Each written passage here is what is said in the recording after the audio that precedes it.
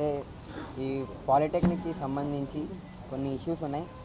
వీళ్ళు మాకు ఈ ఆగస్ట్ 14, 2024 వైఐఎస్యు ఇది ఇచ్చిర్రు మాకు. దీనిలో 9.29 లాటరల్ ఎంట్రీ పాత్వేలా ఫస్ట్ ఇయర్లోనే పోవాలి, రిజర్వేషన్ ఉండదు, స్పెషల్ రిజర్వేషన్ అని చెప్పారు.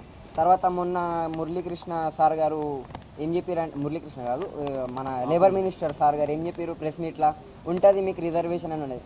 ఈ రెండు అనేది కాంట్రడిక్ట్ అవుతున్నాయి. మాకు ఇది ఏదో క్లారిఫికేషన్ మాకు రిటర్న్ ఫార్మాట్లో, డాక్యుమెంటరీ ఫార్మాట్లో కావాలి. ఇంకోటి సెక్షన్ 44 ఈ తెలంగాణ గెజెట్ ఏదైతే ఉందో ఆగస్ట్ 14, 2024 నాడు పాస్ అయింది. Transfer of government institution and assets to the university, అంటే గవర్నమెంట్ ప్రతి ఒక్క అసెట్స్ అనేది మా ఈ ప్రైవేట్ ఇన్స్టిట్యూషన్కి పాస్ చేసేస్తామని క్లియర్గా మెన్షన్ చేసి ఉంది. ఇంకోటి అడ్మిషన్ అనేది యూనివర్స్ బేస్ మీదనే ఉంటుంది, యూనివర్సిటీ పేరు మీదనే ఉంటుంది. కానీ ఇక్కడ ఫీ స్ట్రక్చర్ చూసుకుంటే మనం ఒక్కొక్కటి 1,75,000 పర్ స్టూడెంట్ ఉంది. ఎగ్జామ్ ఫీజు సపరేట్ అంట, హాస్టల్ ఫీజు సపరేట్ అంట. ఇట్లాంటి ఫీజులు మేము కట్టుకోనికే డిప్లొమా అయితే చూస్ చేయాలి. ఈ డిప్లొమా మీద మేము బీటెక్లోకి వెళ్తే ఇన్ని ఫీజులు మేము కట్టుకోవాలనుకుంటలే. నార్మల్ ఒక హాస్పిటల్ అడ్మినిస్ట్రేషన్ 3 months కోర్సే 40,000 ఉంది. ఇట్లాంటి ఫీజులు వైఏఎస్యూలో ఉన్నాయి. మాకు ఇవన్నీ ఏది చెల్లవు. ఇంకోటి యంగ్ ఇండియా స్కిల్ యూనివర్సిటీకి ఎస్బిటెట్ లెక్క ఏదైతే రికగ్నిషన్ లేదు, ఐఐసిటీ రికగ్నిషన్ లేదు, ఖాళీ యూజీసీ రికగ్నిషన్ ఉంది.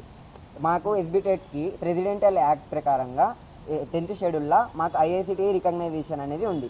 ఐఐసిటీ రికగ్నైజేషన్ మీద ఏఐసిటీ రికగ్నైజేషన్ ఉంది. దీని మీద మాకు ఆర్ఆర్బి కానీ, జేఈ కానీ, ఏఈ కానీ మాకు ఇట్లాంటి గవర్నమెంట్ జాబ్ ఆపర్చునిటీస్ ఉంటాయి.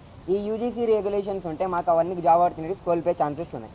ఇంకోటి మాకు దీనిలో జియో నెంబర్ 97లో 4th point all polytechnic college should be brought under Young India Skill University network system, ఈ పాయింట్ అనేది తొలగేయాలి అని మేము గట్టిగా ప్రశ్నిస్తున్నాం, డిమాండ్ చేస్తున్నాం.